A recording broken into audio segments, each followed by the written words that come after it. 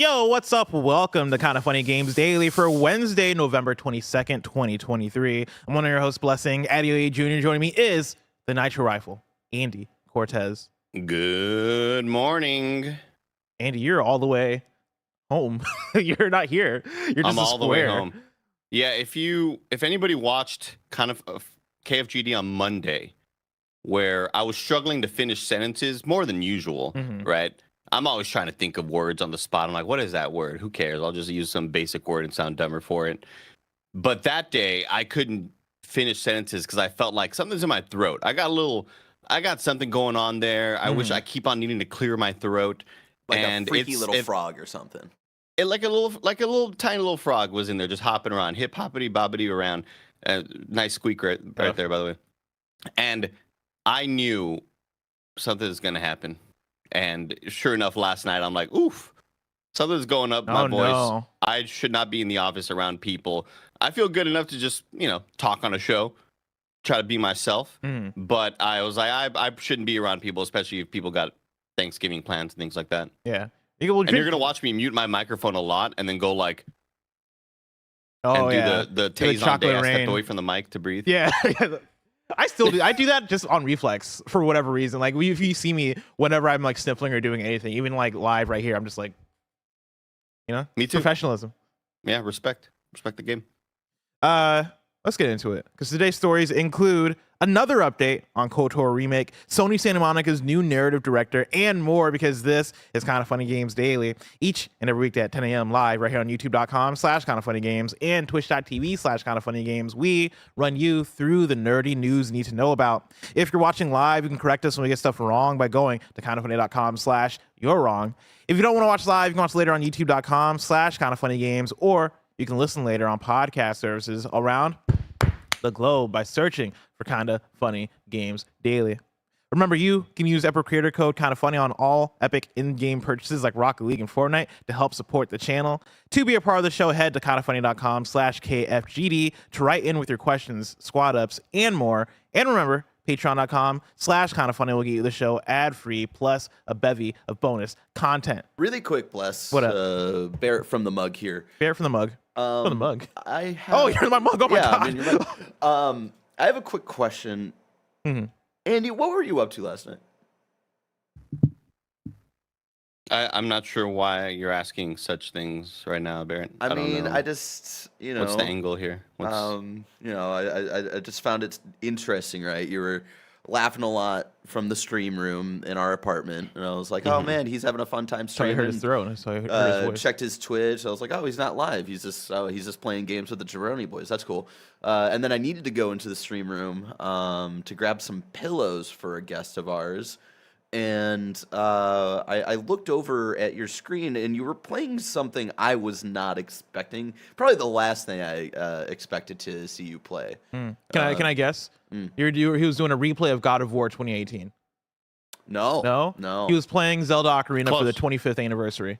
I don't know if either of those are close. He was he was playing Mario Kart 8 Deluxe with the homies, just as a fun party night before Thanksgiving.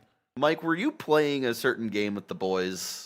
A certain game people would abbreviate to something like "Wow."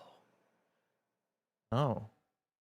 There was maybe we hopped into hardcore World of Warcraft last night. World of Warcraft. You're playing World of Warcraft last night. Yeah, maybe I swiped the card and I bought a month for World of Warcraft, which, by the way, can you imagine that system working today, making a game and being like, hey, give us $15 to play this a month? It's absolutely insane. I just can't even fathom how I did that back in the day. But me and Mike had been wanting to do hardcore World of Warcraft. When BlizzCon happened, they released WoW Classic. WoW Classic has been out for like a year or so or whatever, and it's just like the old school version, and people want to hop back into the old version of World of Warcraft and experience it the way it was when it kind of launched. But then they also launched this hardcore mode, where if you die, you die. Wow, if he dies, he dies. That's crazy. And you can't resurrect your character. Your character is just dead. I died after about 2.5 hours of playing and leveling up. So I restarted. Wow. Restarted another character. So you're in it. You're having a good time because that's what that means. Well, I wanted to catch up to them. I didn't want to disappoint the squad, but let's just say that our friend Washburn walked onto the open, and I followed him, and suddenly all these wolves started respawning back around us that we didn't know were there, and wolves are attacking us. A bear attacked us, and we were all just dead. So it was a real bad time. And then I was like, well, this new character, because I made a hunter. I wanted to be a hunter class, so my first character was Julio Hunter, and my second character was Jose Hunter, and I'm out there leveling up my second character, and maybe I played around like until maybe 11:30, and maybe that character died too. So who knows? It's been a whirlwind. What compelled you? What, on a Tuesday evening in November, just the week of Thanksgiving, to boot up World of Warcraft? Not even softcore World of Warcraft. You're playing hardcore World of Warcraft. I think the plan was to do it this weekend, and then Mike texted me and said, "Hey, Washi said tonight's the night for WoW," and I was like, bitch, you don't think I already paid $15 for the monthly subscription? Come on, bro. Oh my God. You don't think I had to like do my 2-factor authentication and really worry I wasn't going to be able to get back into my locked account? Absolutely, I got back in. You were Mike saying has it's very too much popular influence on you. Also, really quick, it passed by already in the chat, but someone called Andy, Mr. Turn-based games are too slow. Cortez. I mean, I'm flicking things. I'm shooting my arrows. It's not a turn-based game. You're out there doing your thing. Shooting wolves. It's game of the year season. Pace, though. There's games you should be catching up on. Like none of us have finished Chance of Sonar. I've not even started Chance of Sonar. And you're over here playing WoW. I know. I saw Jeff Grubb being like, "Yo, this is game of the year," and I'm like, "Fuck, dude." You gotta play it. I might, because like I'm like 4 hours in. I know we're making fun of Andy about the turn-based thing. I think I don't know what it is. Like I think I've inherited a curse or something, because I've been playing a bit of Sea of Stars, right? Not that much of Sea of Stars, but I've been dipping my toe into Sea of Stars. And then the other night I picked up Mario RPG, and both these games at the start of them, I'm like, oh yeah, I'm kind of into this. I'm loving the aesthetic. I'm loving the characters. Like, this is really cool. But very quickly with both of them, I am like, oh man, I'm not. The hooks aren't getting into me with the turn-based systems. Like, I don't think I'm in a turn-based mood, which is weird because which is dangerous because we're entering JRPG season. Like I'm only gonna have more of this to deal with. But maybe I do put those on the shelf and then turn to Chance of Sonar. Give that a chance. I think you should. I think you should. My only hope for Sea of Stars to get on the top 10. Oh, you got Greg playing. It's super rewarding. Barely. I think you definitely should. Everybody should play Chance of Sonar, as well as Blasphemous too. What a good time, let me tell you. Yeah, you showed me the video of Blasphemous too. I'm like, yo, that game looks incredible. Yeah, the boss fights are just so sick. Really cool patterns. Very creative. I wish anybody told me to play it, but I had to discover it on my own. Nobody told me about it. Let's get into housekeeping. We got a really cool housekeeping for you. We're doing a Black Friday giveaway. Today, we're choosing 2 lucky live viewers to win a free Meta Quest 3 with Sniper Elite VR Winter Warrior. You can win by typing the keyword BLESS into chat. That's BLESS. And Mike will pick a lucky winner after the ad break. 2 lucky winners, I should say. Ooh. So yeah, if you want a Meta Quest 3 with Sniper Elite VR Winter Warrior, again, type in BLESS in the chat. Mike picked that keyword, not me, and I just went with it. I didn't even push back. I was like, sure, why not? This is your area. I'll just do whatever you want. And so yeah, type BLESS in it. Oh my God, chat's going crazy. Chat really wants this Meta Quest 3. So there you go. Who's gonna win it? Chat. Whoever Venmos me $10, I'll try to get you to win. So figure it out. Yeah, I don't think that's how that works though, because Mike is doing it. His Venmo is at Barrett Courtney. I'm pretty sure he just presses a button in like the stream elements. I don't even know what the right application is, but he presses a button, it picks the person. You nailed it. You're close. Nightbot. Was I there? Okay, cool. Yeah, Nightbot will pick it. More housekeeping for you. A new Gamescast is up all about Nintendo's 2023 and beyond. It features AndresRestart, and it is up right now over on youtube.com/kindafunnygames. What a great episode. Oh, fantastic episode. A lot of great back and forth, a lot of great arguments, a lot of great points made, a lot of hype about Nintendo right now. So go check that out. And then have you ever wondered how weird Greg was as a kid? Well, now we have a definitive answer. The first episode of Greg's childhood home videos is live right now on youtube.com/kindafunny. If you enjoy it, all episodes are live right now on patreon.com/kindafunny. But if you are a not Patreon user, you will get the episodes week to week. But of course, you want all that goodness right now. So go over to Patreon if you want to watch the full series. I think that's, yeah, I assume so. Yeah, I don't think Child Greg is hanging out with like the random ladies in the neighborhood. Man, here's the thing. Here's my problem with this. Everybody's got to have an origin story nowadays. Like, it's okay if there's an air of mystery to the Joker. You know what I mean? Yeah, I feel that. I don't Are need you to ca- know how the Joker became the Joker, you know? You're saying Greg Miller is basically the Joker. Yeah, I feel exactly. it. We can leave some things uncovered. I don't need a Disney Plus series. No, but go watch it. It's very, very good. I watched a bit of it. And then as a reminder, there's no KFGD for the rest of the week because it is American Thanksgiving. Also, there's no post show today because there's no KFGD for the rest of the week. We got some work to do, making some content for you. Mhm. Of course, you can still get Nerf Alice's iconic shirtless Spider-Man tee as a premium collector's item this month. You can get yours at patreon.com/kindafunny. Over on Patreon also, a new Kind of Feudy will be up later today, and it might be our most unhinged episode yet. And then a new Remember Blank is also going up at some point. I don't know if it's today or later in the week, but it's going up at some point, and it also might be our most unhinged episode yet. And so go check both those out. They're both must watch / listen episodes. Also, thank you to our Patreon producers Jackson Hampton and Delaney Twining. Today brought to you by DraftKings Sportsbook, but we'll tell you about that later. For now, I want to throw something out really quick. throw it out. I don't know, based on my knowledge of how Nightbot does giveaways, I don't know if that's exactly how Mike is doing it, but you might have to be in the Twitch chat to do it. Instead of people the are saying YouTube That's chat. a good point. Yeah. It usually pulls from one chat room, so you might have to be doing it in the Twitch chat, and then you can go back to the YouTube chat. But as long as you type in the word bless on Twitch, Yeah. then you should be fine. But that's usually how Nightbot giveaways work. Good call out. We're brought to you by DraftKings Sportsbook, but we'll tell you about that later. For now, let's begin with what is and forever will be the Roper Report. It's time for some news. We have 7 stories today. A Baker's Dozen. Starting with our number 1. Star Wars KoTOR Remake reportedly is still in development at Saber Interactive. I'm pulling from Jordan Midler at Video Games Chronicle. The Knights of the Old Republic remake is still being worked on by at least 2 developers at Saber Interactive, it is claimed. Billed as a collaboration between developer Aspire Media and production partners Lucasfilm Games and Sony Interactive Entertainment. The game was announced as a timed PS5 console exclusive during a PlayStation Showcase event in September 2021, but has reportedly been beset by problems over the last couple of years. Bloomberg reporter Jason Schreier wrote a message on the Reset Era forum saying sources told him the game hadn't yet been abandoned, even if its current status is unclear. Quote, "Is it alive? And will it ever actually come out?" are 2 very different questions, Schreier wrote.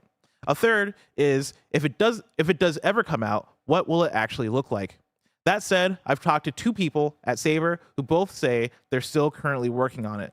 So I don't believe that the comment that it isn't being worked on in any way right now is true. Schreier later clarified on Twitter saying, quote, "Can't say whether the KoTOR remake will ever actually come out, but yes, 2 people from Saber Interactive tell me they're still on it. Despite recent rumors that nobody is working on the game, Saber took the project from Aspire last year, as Bloomberg reported then."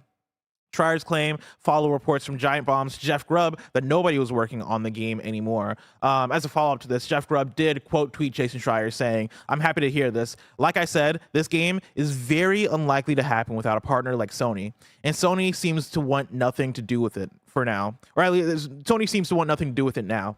Maybe someone at Saber gets this together to pitch to someone else." And so I just got to imagine these Aspire employees, bless, like, one of them's been doing chest compressions for an hour, and the other one's like, he's gone. We gotta let it go. He's not gone. He's not gonna live. Okay, I could fix this. Also, someone in the chat, I missed it because the chat's really popping off right now, said only 2 devs. That makes it an indie game, right? I saw the other day sure does. a game that Mint Rocket is working on, and it was footage of the most AAA looking like third person action shooter extraction shooter, and I'm like, yeah, Mint Rocket, indie developer. I'm sure. Look, I've already doubled back on it. I've already publicly apologized to like 3 people on Twitter. I thought, based on initial Googling, that they were like a 30-person team. Turns out they got like hundreds of people. Then yeah, I'm with y'all. They don't deserve it. Yeah. They don't deserve it. Anyway, so let's keep talking about Dave the Diver. But yeah, like this is, I'm be honest, I'm tired of talking about this game because I don't even care about Star Wars KoTOR enough for us to do like 3 news stories on it or 3 like headlines on it for a KFGD in less than 2 weeks. I put out the game or don't put out the game. I'm tired. I don't know. Like I understand your angle because I never really had that past with Knights of the Old Republic Mhm. because of its turn-based nature.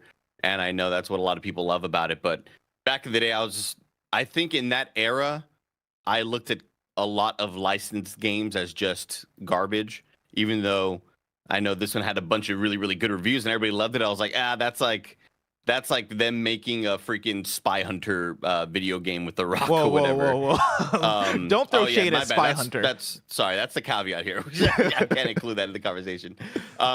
But I mean, I do hope that a team eventually does pick it up, only because I want, like, everybody talks about Knights of the Old Republic as being the best Star Wars story in any medium, in terms of development, in terms of twists, in terms of character dynamics and everything. And I would love to see that realized in a more recent looking product and a more modern looking product with all of the gorgeous lighting and stuff that they do with visuals. And yeah, I mean, at this point, we can just only hope that we would end up seeing this newer version of it. Yeah. I think it's a fascinating story just for the fact that this was debuted at the PlayStation Showcase back in 2021, and it felt like okay, PlayStation's putting effort behind, or at least they're putting their partnership behind it, right? And so you expect this to be treated in a way where, oh no, this is a big deal. It's PlayStation partnered. It's like on the same level as a Final Fantasy VII remake when you talk about like what that means for a PlayStation exclusive, right? Not necessarily that it's going to be as big as FF7, but you get what I mean. And so for this to come out and like have the reports of all the weird development stuff, it takes me back to when this was first announced.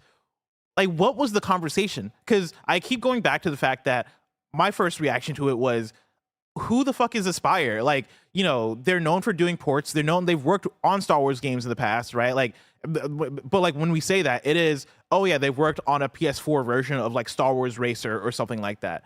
And those kind of things are cool. Those kind of things are necessary. And I love that Aspire is around to do projects like that. But when you pitch something as, oh, we're remaking Star Wars Knights of the Old Republic from the ground up, that comes with a certain level of expectation. That comes with the idea that this is going to be a Blue Point level or a FF7 remake level thing where you're making this feel like a modern game. And that would be Aspire's biggest project if they're able to pull that off. And so the fact that this has gone downhill so quickly has me like, who greenlit this? But then, yeah, like it being passed on to Saber and us also being in the place where we're at with Embracer and us also being in the place we're at where, Sony took down the trailer for copyright music reasons, right? But also it seems like Sony also doesn't want anything to do with it anymore. It's just all weird. Like on all levels, I don't understand how we got here. I think Aspire had to conjure up enough confidence in in publishers to show that they were capable of doing a full remake style, a full remake game, in that, hey, we're gonna from the ground up totally recreate this experience.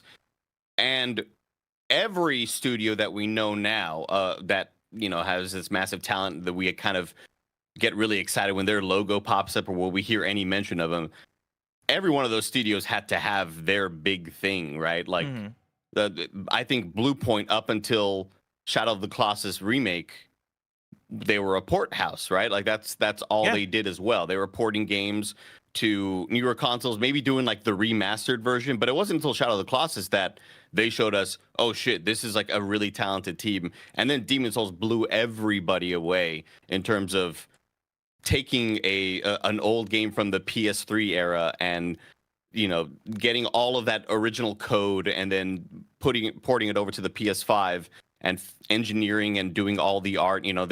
They're masters at that. So I don't want to say that. I don't want to like just kind of write Aspire off and say that they wouldn't be capable of that, because everybody had to start somewhere, right?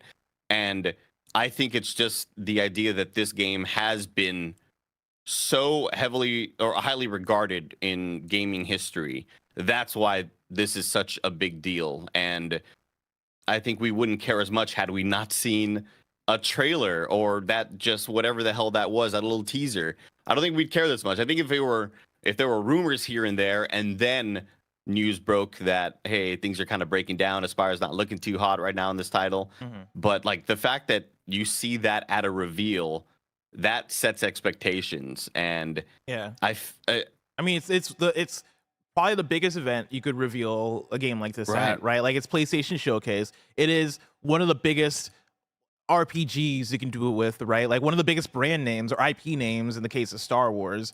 And yeah, I think it's this perfect storm of, yo, if y'all nail this, this puts y'all on another level. I think that's a good comparison when you talk about Blue Point and how they were able to make that step with Shadow of the Colossus from being remasters, ports, and like known for repackaging these things to, oh, now we know what your skill is as going in and rebuilding something from the ground up. Yeah, like this could have been that for Aspire.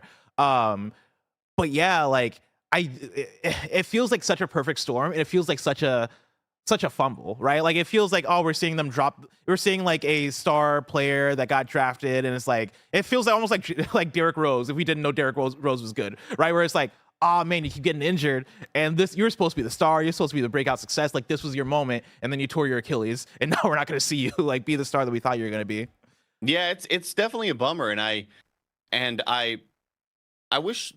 I don't want to just throw this sort of guess out there, right? But there have to be numbers as far as games getting announced back in the day and never getting released on these big showcases, right? And I don't know why I feel like it's happening more and more nowadays. That may not be true. That could just be the way the news kind of feels, where projects are getting shut down and teams are in turmoil and there are layoffs everywhere. And there's like this epidemic in terms of people losing their jobs. I know, back in the day, obviously we had like stuff like Deep Down and I'm already blanking on the Dragon game from Xbox. That was Scalebound. Scalebound.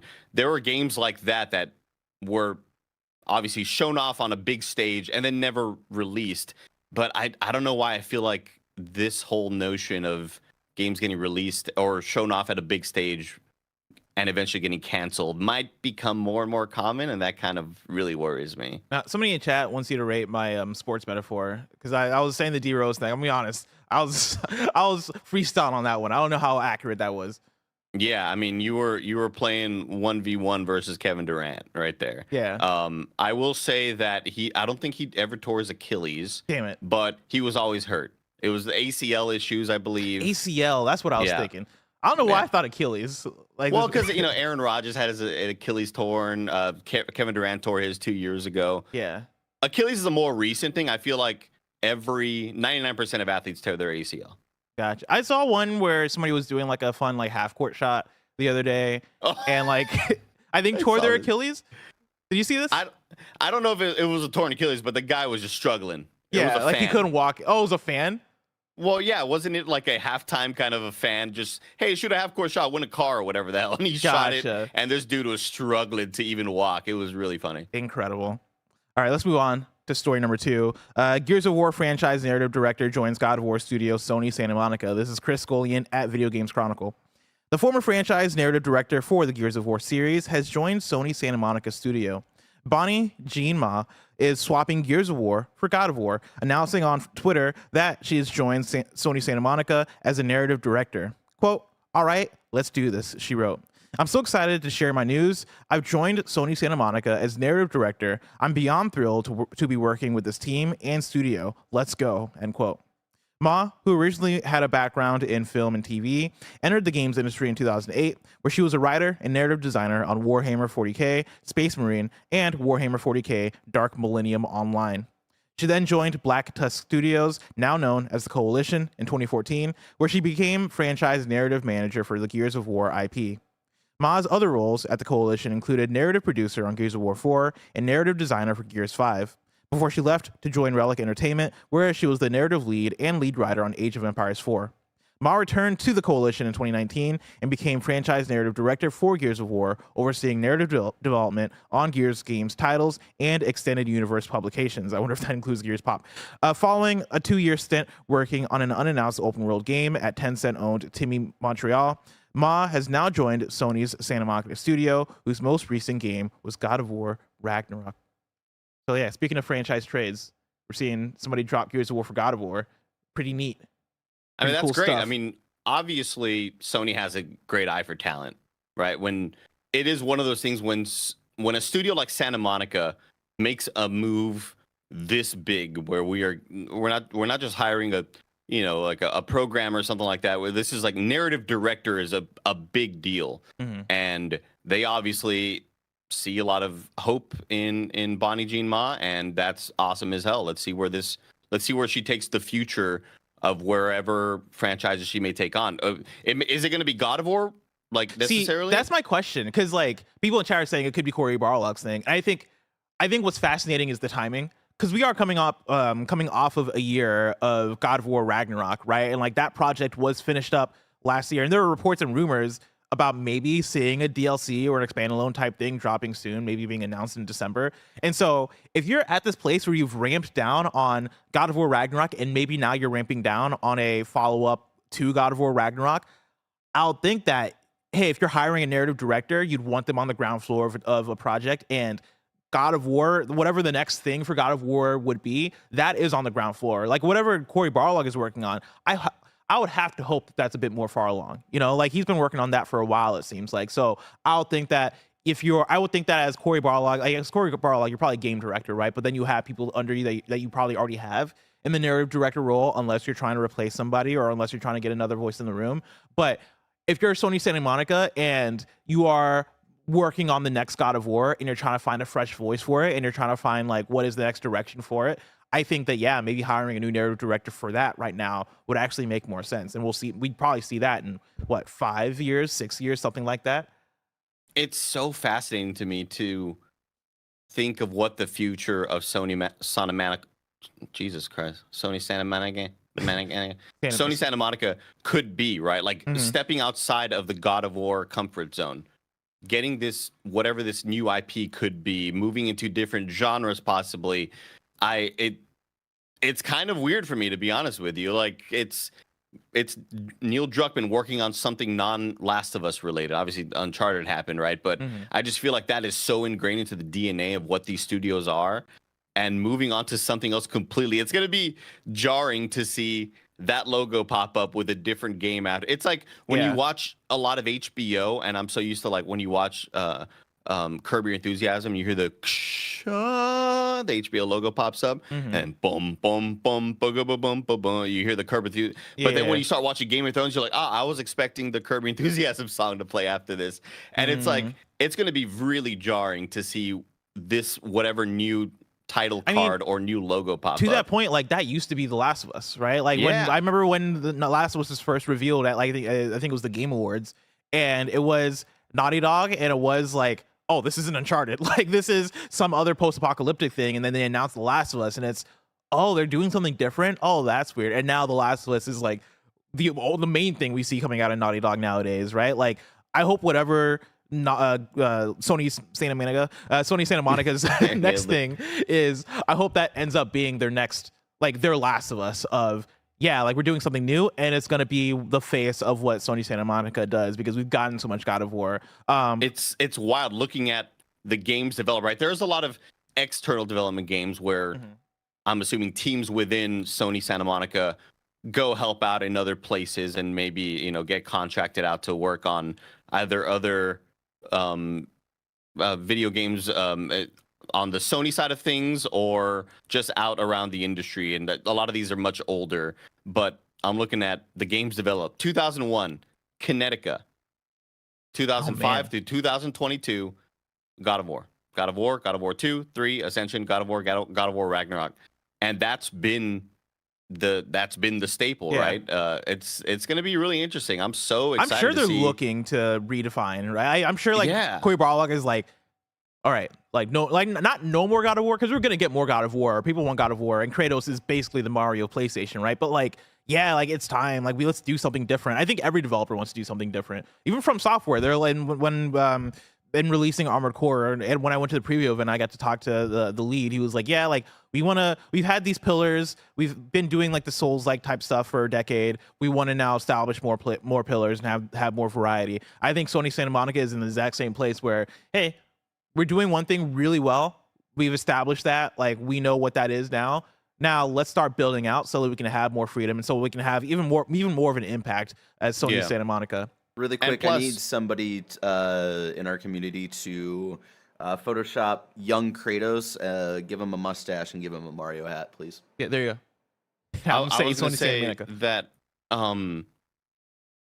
you know, there is obviously a lot of other stories to explore in the God of War universe and different characters to explore, but yeah, to kind of go along with the thing you just stated about Cory Barlog wanting to step outside of what he's been doing for a very long time. It's like you and the team that worked on Ragnarok told one of the most complete and most satisfying character arcs with Kratos from 2018 to Ragnarok.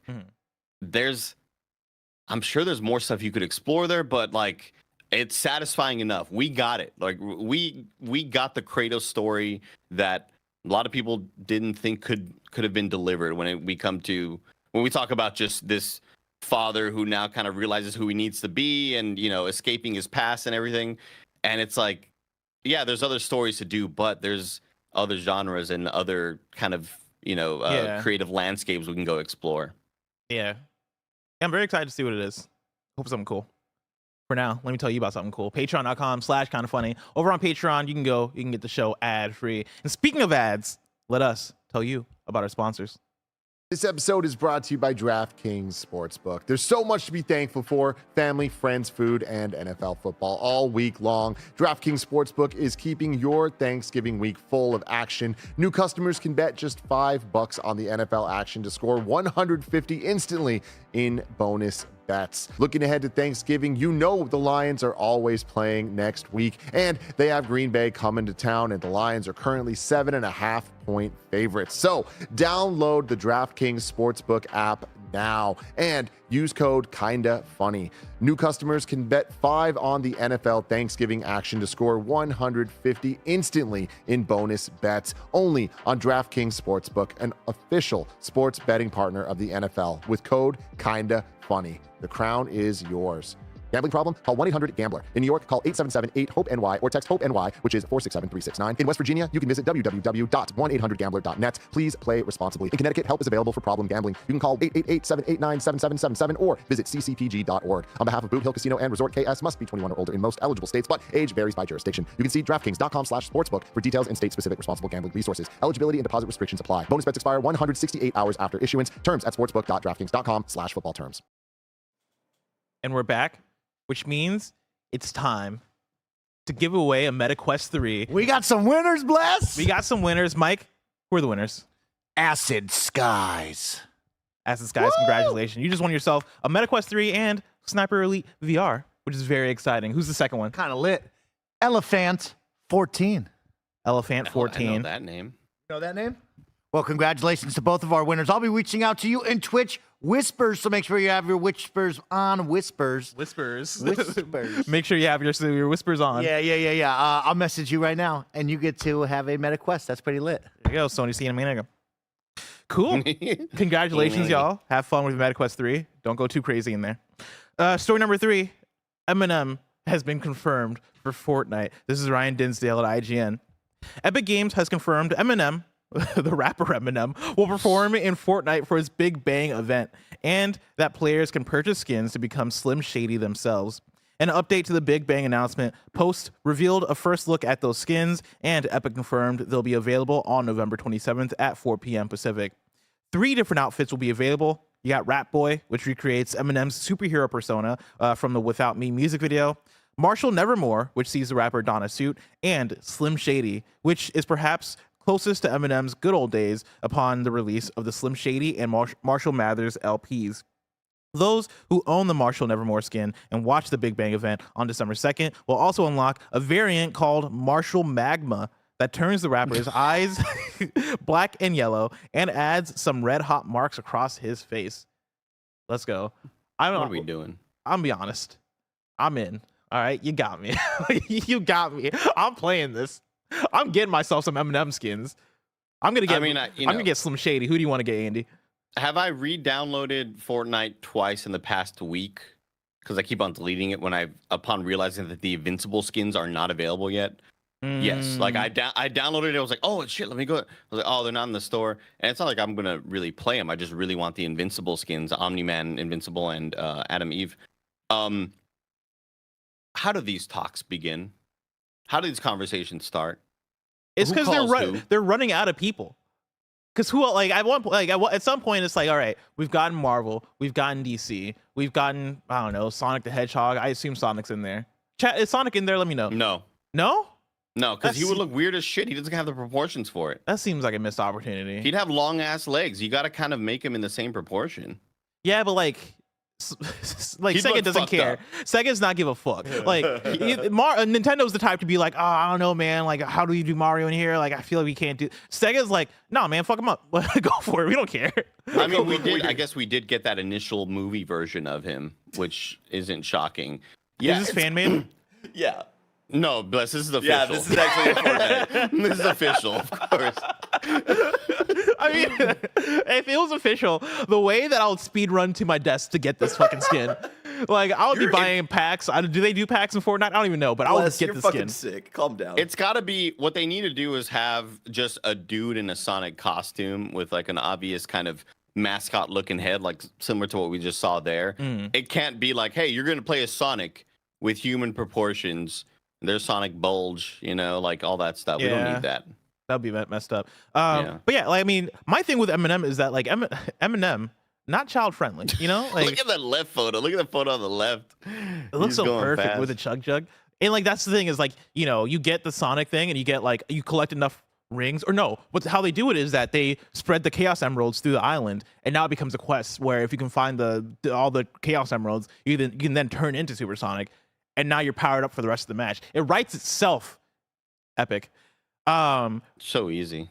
With Eminem, like Fortnite's family friendly, right? Like they don't really have like bad words and I mean, they got Omni-Man who dated a Nazi. but and, yeah, but but also, you know, but aren't they putting murders Eminem people. like? they're Put Eminem's that performing. aside, they're putting in like his performance and stuff. Yeah. It's not like we're getting Omni-Man being like, "Wake the fuck up, Mark!" Like, you know. Well, I mean, look, That'd be he's not hilarious. the if they did. only rapper who has expletives in his songs that have been in Fortnite True, before. but like I feel like other rappers you can censor, right? Like Travis Scott, like at the end of the day, what's he singing about? He's singing about, I don't know, man, love and heartbreak. Eminem's out here singing about like Bitch, murder. I'ma kill you. Yeah, you don't want to fuck with me. He's singing about Kim. It's like you can't put any of the Kim content in Fortnite. I mean, I just heard recently that he was getting canceled. and then this Fortnite stuff pops up, and I was like, "This was perfect timing, Because you know, like it happens every once in a while when Gen Z is like, "Wait, Abraham Lincoln was like not the most perfect person. Like I thought he was the best." And like you know, people start to study up on these people's pasts, and there was a couple of videos I saw like Eminem is getting canceled by Gen Z. They're like, "Hey, this guy had some bad songs." They're like, "No, we know." Like, Yeah, no, I've seen they plenty weren't of those. great. The ones I see are like making fun of millennials who are getting mad that they think Gen Z is canceling Eminem. Where like it'll be people being like, "And Gen Z says they're canceling Eminem. You can't cancel Eminem," and then they start rapping like Eminem to try and like do like that a one was diss so rap bad, toward bro. the That millennials. one was so bad. Terrible. That Terrible. video almost made me like just fall asleep for a year. That was some bad shit. Yeah. Anyway, very excited about these Eminem skins. I might actually boot up Fortnite so I can play as Slim Shady and maybe Rat Boy. That was his name, right? Rat Boy. Yeah, the without me. Yeah, Rat I never Boy. knew he had a name in that video. I just knew. I that don't he think was in a I costume. knew either.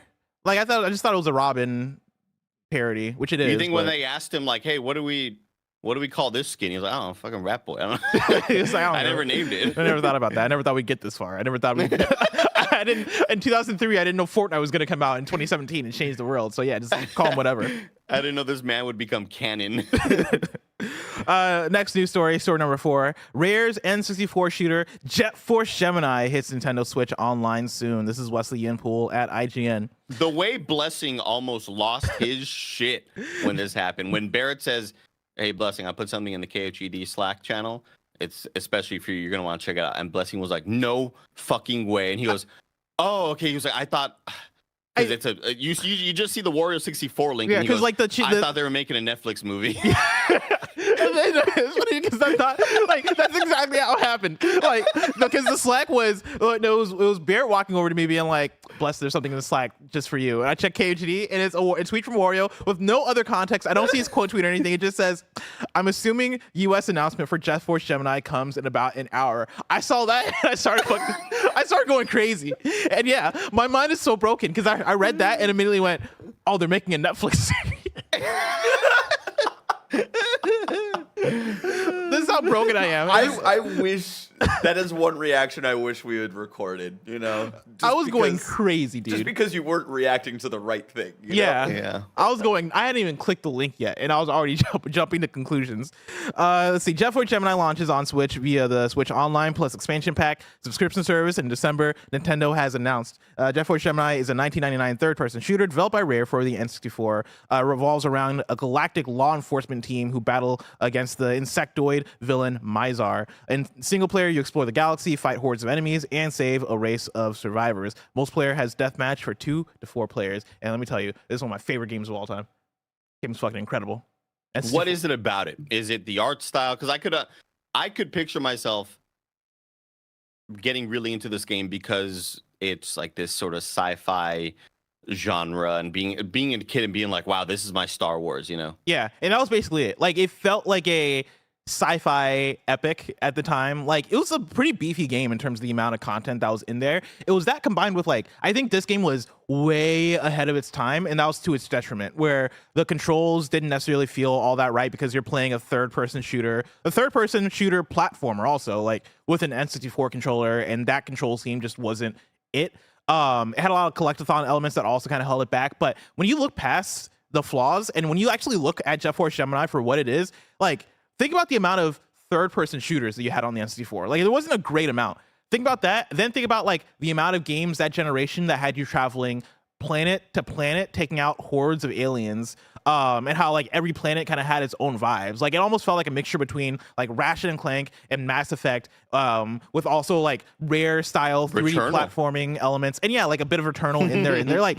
There's so much about this game stylistically and for, like, what it tries to do, that if this game didn't have its flaws, if this game actually stuck its landing, I think it would be considered like an N64 classic. I think we'd be talking about it in the same breath as we talk about Banjo-Kazooie and, like, other big games that came out for the N64. Because, yeah, like, the shooting was fun. There was a multiplayer mode that was incredible, you know, that had all the different maps. Like, they were trying to do the GoldenEye thing once again with it. And like, they had that plus, like, racing modes and a whole bunch of other stuff too. Like, it was just a jam-packed game in terms of content. And yeah, like, for me, it was Ratchet and Clank before Ratchet and Clank, just for how much of a fun, like, third-person platform or 3D platformer combined with, like, a fun, ridiculous, over-the-top third-person shooter it was. Like, this game was crazy. Like, Remember when games were in 240p, so they needed to make the UI look like you're playing on a cell phone? Like, this UI is massive. Look how large even, like, that little health thing on the bottom left was, whatever the hell that little bar was on the bottom left. That was health, yeah. Bless, if you were to make a top 5 list of games that you would want to get remastered, would this be number 1? Yes. Like, remake, remade or remaster. This would probably be number 1, yeah. Yeah. Wow. Either this or DK64, maybe, but, like, I think this will be number 1. Like, this is a game that if you remade it, because we kind of got a remake, like, it was in Rare Replay, and Rare Replay actually did fix some of the control scheme stuff. So this game, if you're gonna play this game, I'll say just play it in Rare Replay. Don't even play the Switch version, because the Switch version is gonna be fucked with the controls, because it is going to be using, like, the emulated controls on the Joy-Cons. That's not going to be fun. It's going to be the same problem that GoldenEye had. Just play it in Rare Replay. That's going to be your better version. But yeah, I'll take a remake all day. Yeah, but you're also looking at arguably the ugliest generation of games that's ever existed. Yeah.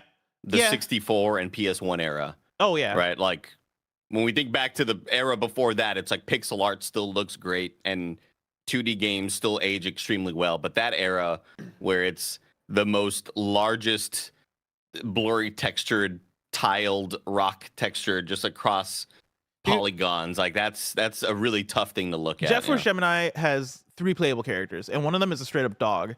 It's like a puppy dog with a gun on its back. So you're just running around and shooting people, and, like, you're, like, you know, swapping out your weapons, just whatever's on your back. And that dog also has jetpack feet. And so, like, you, like, kind of double jump, right? You press the jump button and then jump again when you're in the air, and you're just, like, doing, like, a jetpack hover in the air, and it's cool as hell. Halfway through the game, all the characters get upgrades, and they turn the little dog into a little tank. like a little mini tank, Oh. where they replace his legs, and now he has like tank legs that he's More like running machine around than him. dog. Yeah, like it's fucking incredible. They're one of the early levels in this Dog's game. like, please kill me. Put me on my misery. I don't want this life anymore. One of the early levels in this game is like a horror themed zombie like apocalypse. Like you get to a planet and the planet's just been fucked because like the villain came through and destroyed it, and like whatever like I don't know, nuclear shit he used to destroy that planet turned everybody into zombies. So you get there and like as you land, you see like dead aliens like kind of rise from the dead like behind you, and you're like, oh fuck, like what's going on here? The planet is called Tofrit and it's an anagram. If you rearrange the letters, it spells out wet fart. It's incredible. There's also another level in this game that takes place all inside an alien. You know how like in Pinocchio, the video game, there's a whole level inside the whale. Yeah, they do that, but it's a fucking big old alien creature that you're navigating through. I noticed your character running through orifices. Yeah. Oh yeah, I was yeah. wondering like if that was like body parts. Yeah. No, 1000%. You're inside a creature. I learned way more about Froce Gemini today than I wanted to, but thank you, Bless. Thank you for There's a thank cheat you code. for wet fart. And there, Top rate. so if you get headshots on alien enemies, their heads fly off, and you can collect the heads. And the more heads you collect, the more cheat codes you unlock. And there's a cheat code that like you can turn all the characters into kids, or you can make the blood and like guts rainbow colored. So like you just really like blow up aliens. It's like Less rainbow violent. splatter. Fucking incredible game. God, I love That's awesome. Play Froce Gemini. Where's DK64, bless? I'm shocked we got Froce Gemini, dude. DK64 we had to be getting sooner or later. My question is, where's Diddy Kong Racing? Because I feel like that would have been the one to come first before even a Froce Gemini. That's the one that people really want. It hurts. Give me Diddy Kong. Story number 5. Did Miyamoto really say a delayed game is eventually good, but a rush game is bad forever? A fresh report claims no. This is Wesley Yinpool at IGN. Nintendo legend Shigeru Miyamoto is often quoted saying a delayed game is eventually good, but a rush game is forever bad. But did he really say it? A new report suggests no. A critical hit article by Kate Woolart digs into the origins of the phrase, which is usually wheeled out whenever a game is delayed to make it better. According to Woolart's research, the phrase may have originated from Origin Systems in the 80s. Origin Systems was the American video game developer founded by Richard Lord British Garriott and his brother Robert. It's my former boss. Wait, really? Yeah. Wait, at what? Rooster Teeth? No, my first studio. Oh, cool. Yeah. And best known for the Ultima and Wing Commander series. Specifically, Shaban Beeman, who's project director at Origin from 1989 to 1992, remembers saying a variation of the quote, a game is only late until it ships, but it's bad forever, during a computer games developer conference in 1996. Quote, to the best of my recollection, I came up with that phrasing. Beeman, who Willart tracked down, said now, nearly 30 years later. Quote, the sentiment certainly existed in the industry, especially at places like Origin, end quote. Why is this back in the news? In a recently published Half-Life 25th anniversary documentary, Valve co-founder Gabe Newell says pretty much the same thing. Quote, late is just for a little while, suck is forever, end quote. In truth, it's impossible to know the true origins of the phrase. Perhaps it's as old as video games themselves, but there's no definitive proof Miyamoto came up with it or has even ever said it. So what are the origins of the myth? According to a 2022 report by The History of How We Play, it may have something to do with a rather innocuous paragraph published in June 1998 issue of Next Generation magazine. Quote, Nintendo apparently lives by the same mantra that we once saw posted on the wall at a development house. Quote, a late game is only late until it ships. A bad game is bad until the end of time. We applaud Nintendo for that, end quote. Perhaps that development studio or development house was Origin Systems. Great reporting right here from Wesley Yinpool at IGN. Yeah, it's really cool. And specifically, this is the Kate Woolart is the one who did the reporting, right? This is one that just got picked up by Wesley. But yeah, like wonderful reporting here by Critical Hit and everybody involved. Fascinating. You know what I mean? Yeah, I immediately thought of the first high five ever, which took place between Dusty Baker and Glenn Burke of the Los Angeles Dodgers baseball team back in 1977. It's just weird to think that these things had a place where they first started, Bless. Like, can you imagine seeing people do that for the first time? You're like, what the hell did they just do right there? Yeah. And it's like, I don't know. We used our 5 digits and we touched them really high. I was like, wow, you high-fived. What do And you that's think the it was first like time that when began. like the first dunk in the NBA? Do you think that was a crazy moment of like, yo, shit. ref, can you do that? Like, I feel like is that not goaltending? And they're like, no, nobody else touched it. Yeah, I mean, well, forever, there was just a bunch of white players who weren't super athletic, so they probably wasn't a whole lot of dunking back in the day. Bless, yeah. That's why I imagine It was very, very athletic and not super competitive back in the day when you had plumbers and fucking people working day jobs going to play basketball. This is awesome as hell. This is like, we've known that quote is always forever. That quote's been memed to hell in the last many years. But this is some cool ass reporting. This is one of those little neat stories that I'm gonna think about forever. Yeah. Somebody said, "Oh, it must be a slow news day." All right. First of all, it's the day before Thanksgiving. All right. What do you want from the industry? You want them to announce GTA 5 today? Also, this is a fascinating story. Yeah. Also, it's really shit. cool because we quote it all the time. Well, I misquote it all the time, but turns out it doesn't even matter, right? Because the original thing seemingly isn't even from Miyamoto. But I'm always like, oh man, it's like Shaquille O'Neal said, right? Like, yeah, bad dunk is bad today, but a delayed dunks on your homies forever. Like, I'm always Games misquoting are cool, this. but sometimes games aren't. Speaking of a game that could be cool one day, story number 6, Sands of Time Remake is developing still. This comes from a tweet on November 21st. They tweeted out, 20 years ago, one of the most heroic tales in video games was released, Prince of Persia, Sands of Time. That account then follows up by saying, as you know, the passionate team at Ubisoft Montreal is reimagining this legendary story, and we're glad to announce today that the project has passed an important internal milestone and development is progressing. We look forward to sharing more in the future. Remember when this game was supposed to come out the month after it was announced?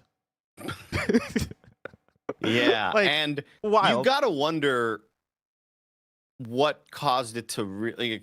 How much self-reflection was there in that process? Because I was of the opinion, as somebody who never really played these games a whole lot back in the day, that like I didn't think it really looked as bad as everybody thought. I thought it looked like a AA type title, right, from a smaller team. I never fully understood the whole backlash. Maybe I get it from the angle that like if you're remaking Ocarina of Time, you wouldn't want it to look like this, and this is kind of revered as one of those classics.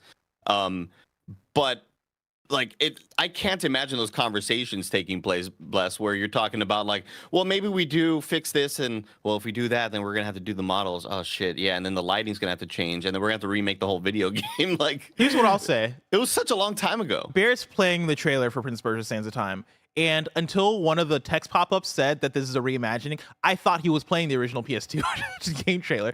I didn't realize, is this the trailer for the remake, Bear? This is the trailer. This was the announcement trailer for the remake, man. And here's the thing I'll say, like, I kind of agree with Andy when it comes to environmental stuff. Like, the environments looked good. Some weird, like, shadow stuff. It's really just the character models, especially character if your models didn't look main great. characters that were like, whoa, that's like a background character in Assassin's Creed 2. Yeah, I totally understand that angle. I guess like, I had to have. I maybe needed to care about the franchise to look at that and been as disappointed as I was, or as a lot of people were, right? As people who care about this game. And I know Tim loves Sands of Time, and he was noticeably disappointed. And I guess I could only really feel that disappointment had I had that same passion for this franchise. Yeah. I think, I mean, to your point, Andy, I think Ubisoft, or at least maybe like Ubisoft India, like who was working on it, right? Like, I think there was the understanding internally of, okay, yeah, we're going to work on this thing that a percentage of our audience wants, right? Like, Prince of Persia Sands of Time doesn't strike me as like we're putting this on the level of an Assassin's Creed or like a new big AAA thing. We're going to give it to a team that we might internally consider AA to make this AA version of it, but it's still going to be improved. It's still going to look better than the PS2 game. The environments are still going to be improved and all that stuff, and everybody's going to be happy with it. And when it's revealed, I think you have so many complaints, and it is, shit, all right, people want something that is more AAA. Like, okay, well, I guess we'll have Ubisoft Montreal work on it for the next however many years.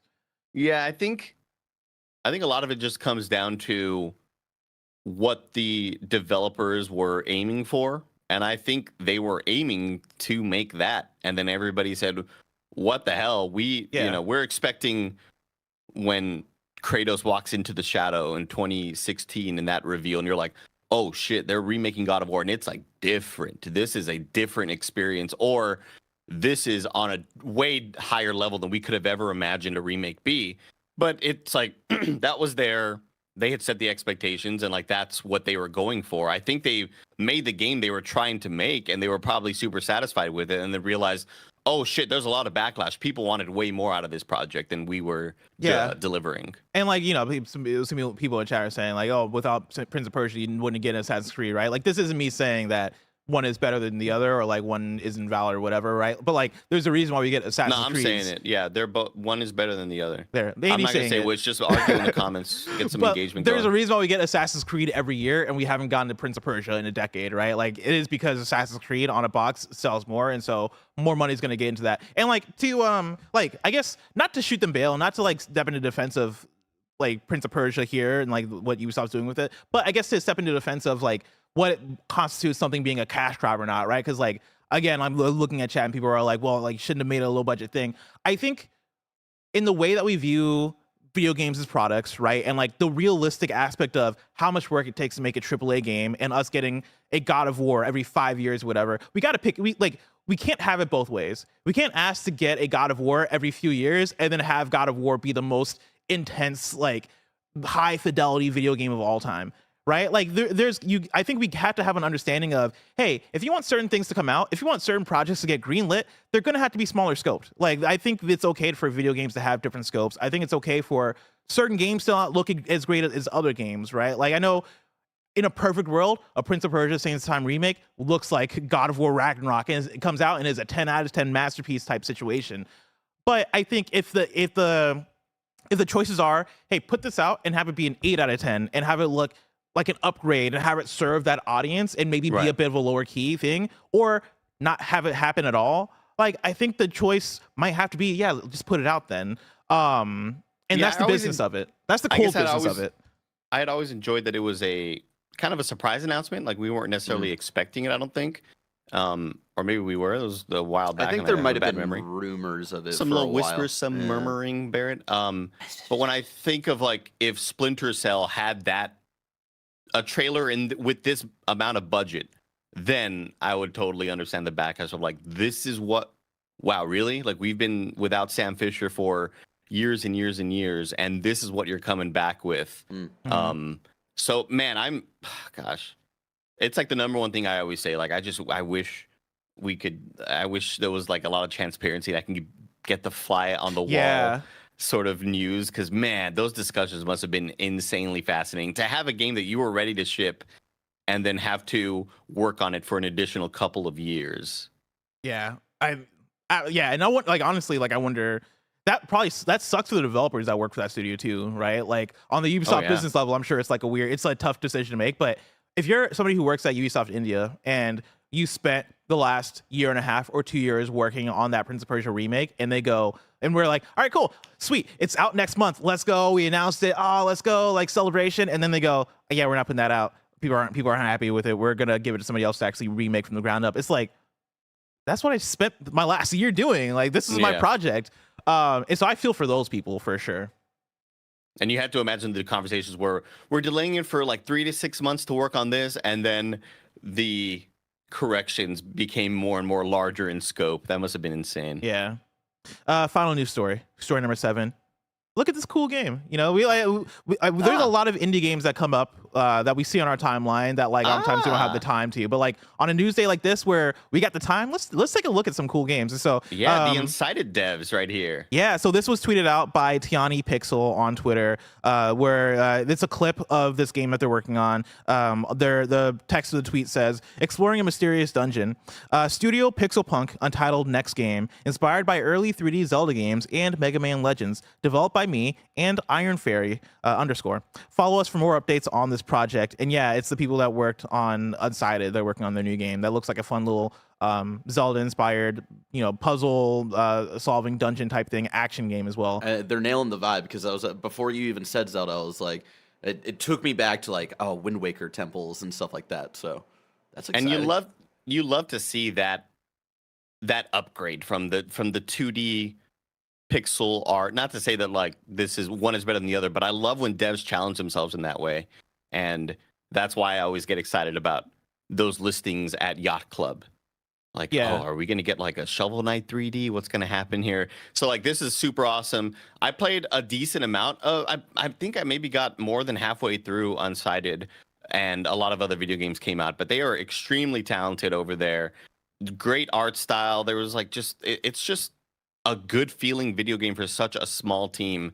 And I'm very excited for whatever this project's going to be. I'm sure it's like several years out because they're still sharing a lot of in progress things, but so far I'm very, very excited for whatever this is going to be. Yeah, like I mean, the way that we talk about it reminds me a little bit of Penny's Big Breakaway as well, where that's a game that came from the Sonic Mania devs, and they announced their next game, I believe, at like a Nintendo indie thing or maybe a Nintendo Direct, and it's a 3D game. It looks super cool, and you know, because in Sonic Mania, super stylistic game, right? Like that's a game that had a lot of good energy, and Penny's Big Breakaway also looks like another game that's gonna have like a lot of fun energy to it, really cool art style, really fun looking gameplay. So I love to see devs who worked on 2D stuff that's very stylistic take that skill and apply it to something 3D, because then you get something that is like in the way that we talk about, like, you know, big AAA games, fidelity, like what fans want and demand and all this shit. Like I just want my games to look cool. I don't need them to look.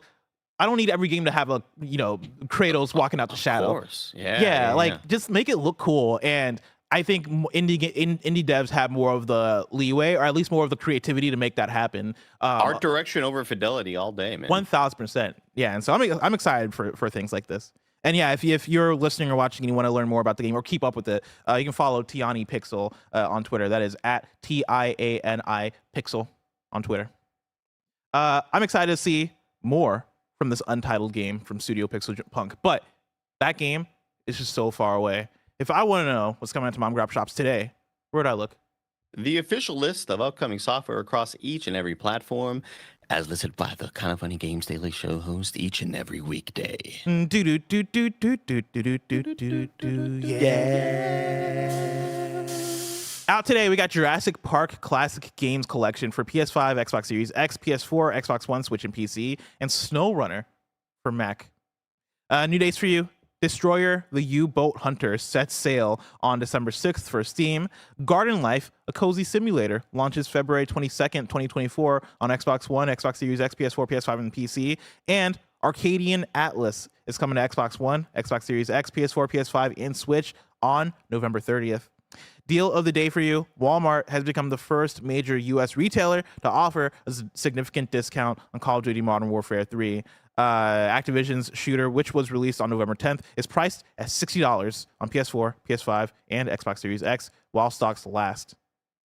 Now it's time for You're Wrong, where you write in, let us know what we got wrong as we got it wrong, so we can correct it for those watching later on YouTube and listening later on podcast services around the globe. Timmy D says Florida has alligators, not crocodiles. I think that was from yesterday. Right? I think that was from yesterday. I don't know. Yeah, it was whenever you and Gators. Mike were talking about what you want in GTA 6. Oh, yeah. So that would have been about yesterday's post. about what? What we want from GTA 6. Ah, gotcha. Yeah, and I think at some point I mentioned like, oh yeah, let's fight crocodiles or some shit. I'll be honest. It was a shot in the dark. I knew I had a 50% chance. Like I knew it was like a heads or tails situation, and I went crocodiles, and you got me. All right, you got me. Hey, Barrett, can I try something out real quick? Just wanted to do something real quick right here. All right. Bear, Blessing, can you lead me into the if I want to know blah blah blah all that stuff? Yeah. I'm excited to see if we get crocodiles or alligators in GTA 6, but that game is so far away. If I want to know what's coming out to Mom Grab Shops today, where would I look? 621. If the official list of upcoming software across each and every platform as listed by the Kind of Funny Games Daily Show hosts each and every weekday, 621. Fantastic. Andy, that was really great. I love the energy that you're bringing. The one note for this next take, could I have you kind of bring your voice even deeper, like you've been really just hiding out from these corporations for years, and it's taken just years and years off your life. That's just the one note that I want for the second take. Yeah, Hey, 621, if I want to know what came in Mom Grab Shops, where would I go? Oh, is that Rusty? That's my guy, Rusty. I love buddy. Rusty. All right, do you want me to give you? I can give you one more setup if you want to try it again. No, I'm good. Thank you. So Okay, much. cool. Fair enough. Thank you, buddy. Let me switch back over. And then this one is more of a missed news, but I also hold on. I need confirmation. Whoa. Whoa. Oh, we'll figure that out Monday when we come back. That seems like a big claim that I need to do some research on before I report it on a news show. $1 billion? Are you sure? Nah, man, we just say stuff. Let's just say stuff, you know. That's enough for You're Wrong. That's pretty much it. Next week's host, because of course today's the last day of KFG for the week. Tomorrow we're off. Friday we're off. We're celebrating Thanksgiving, American Thanksgiving. And somebody in chat was like, American Thanksgiving, LOL. I think there's other countries that do Thanksgiving. I think Canada does their own Thanksgiving. Canada has one, yeah. Yeah, so I got to clarify, American Thanksgiving, the real Thanksgiving, not like this fucking Canadian Thanksgiving. What do you think they're eating over there? Fucking moose? Like, they're having moose and fucking what's the name of their gas station that they beat? Tim Hortons. They be having their Tim Hortons over there. You gotta imagine the conversation, the hot takes over there are like, look, man, here's the thing, bro. I'm gonna be real with you. I think moose is very overrated. Very overrated. Overrated. Because we always talk shit about turkey over here. Family conversations that they have over there. I'm gonna be quite clear here. Americans kind of mean sometimes. Yeah. And mashed potatoes, very overrated. Whatever Friendsgiving you go to, can you bring back some mashed potatoes? Yeah. Cool. I don't know. Like, I don't know where I pulled gas station from. I think I just wanted to be insulting about. It's a coffee place. Because I finished the statement and I was like, that's so insulting. To Hortons. Your fucking gas station. Canadians, we love you. Don't gas listen to us. station where you be eating that. You having that for Thanksgiving, ain't you? When's your Thanksgiving? Canada gave us Rush, okay? The best trio of all time. And they gave us Drake. Sum 41. Oh, that's true. And Justin Bieber. And Justin Bieber gave us like 2 good albums. And Avril Lavigne. Next week's hosts for Kind of Funny Games Daily are, on Monday, you're getting Tim and me. Tuesday, you're getting Greg and me. Wednesday, you're getting me and Greg. Thursday, you're getting me and Tim. And on Friday, you're getting Mike and Andy. Whoa. Yeah. Here's one thing I wanted to mention, why we're not doing the usual Wednesday Andy and Bless Games Daily. Because you all will be streaming on the YouTube channel. But that day, I will be on the Kind of Funny Games Twitch channel at 8 a.m. sharp doing a full watch-along of Midnight Mass, fulfilling the goal that was set last year, and I was going to do it during Halloween, and then the pandemic, or not the pandemic hit, there was another pandemic called the writer's strike, and there was a lot of, I wanted to get Rahul to be a part of it because he wanted to be a part of it for a couple episodes. That may not happen because of other contractual stuff that he's dealing with, but we're going to try to get Rahul to at least send a little video message. But on the Twitch channel of Kind of Funny Games Wednesday, I will be live from 8 to however long it takes to finish Midnight Mass for that little spooky watch along. I'm kind of worried about it. So yeah, just programming note for everybody else. Games Daily and the normal, or I don't know if we're doing another gameplay stream alongside that, but Games Daily will be only live on YouTube that day. So for the normal Twitch viewers who want their gaming news on Wednesday, you'll have to catch us over on youtube.com/kindoffunnygames. Jesus, Jacob Graber says Midnight Mass is what I leave in the toilet at night. Thanks for watching the show, everybody. Follow the House of Usher is pretty good too. You should watch that afterwards. Well, a lot of people were like, I put up the poll and I was like, what should I watch? And I'm surprised that Midnight Mass won because Nick says it's so boring.